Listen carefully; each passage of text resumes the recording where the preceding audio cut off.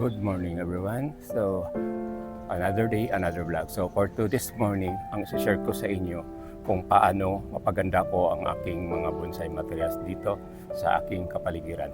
Sa lahat, puntahan natin.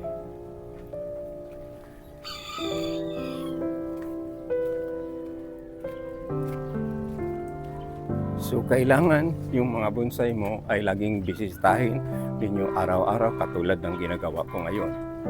Pag may makita ka ng mga bonsai materials nga nandito sa iyong paligid, pagkatapos may marami na mga damo katulad nitong dito sa aking harap, marami na siyang damo. Kaya ang gagawin ko nito is kukuha ako ng mapapatungan at linisan ko itong mga damo na ito.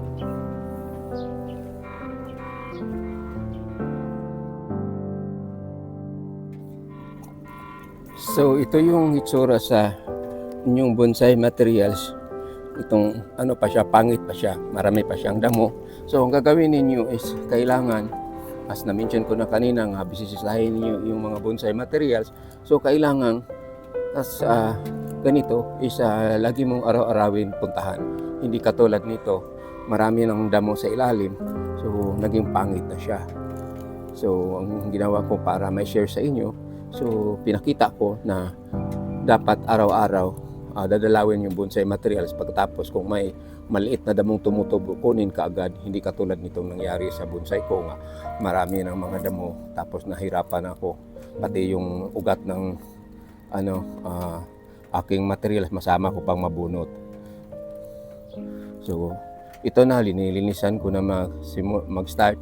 Tapos makikita ninyo after malinis ko na ito, maging presentable na siyang tignan itong materials na ito. Kahit hindi man lang siya kapugihan or sobrang ganda na itong materials, it look na siya, natural look lang na bonsai, pero maging neat siya, tapos presentableng tignan kung malinis na ito.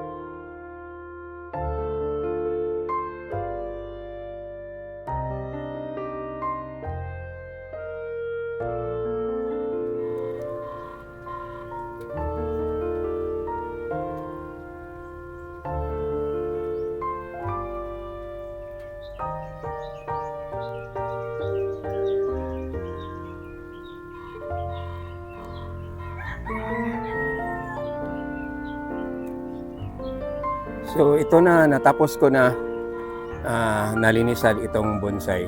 So ang ginagawa ko is tinanggal ko yung mga dahon na nakrampol na pinupugaran ng mga insekto, at saka linisan ko itong sa baba yung mga damo. So ito na siya, presentable na siya nga tignan, kahit hindi siya masyadong maganda, pero at least malinis na siya.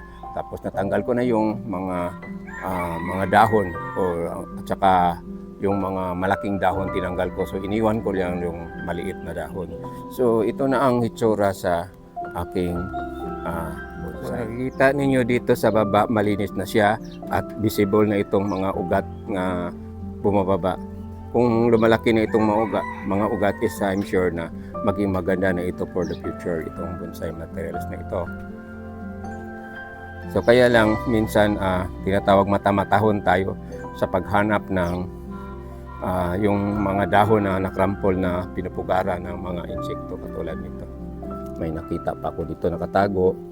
So pag hindi yan makuha, yung insekto na dyan sa loob. ito na ang itsura ng aking bonsai. So presentable na siya, hindi na siya pangit tignan. So kung tingnan ninyo sa malayo, maganda siyang tingnan. Diferensya kung sa malapitan. Makita ninyo. Ang ganda niyang tingnan basta sa malayo. Kasi ang nangyari nito is hindi pa siya puno ng dahon. Kaya sa malayo lang maganda siya tingnan. Pag malapitan hindi maganda. So ngayon, kaya tapos na ito, tapos is simula nang mag-ulan ng ulan.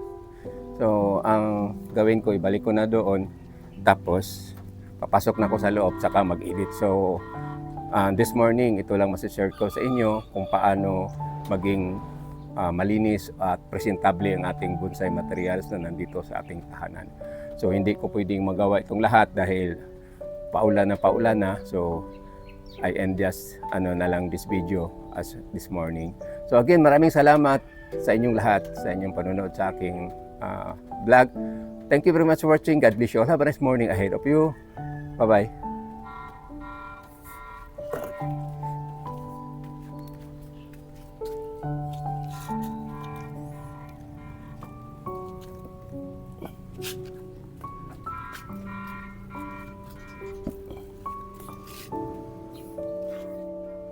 Thank you.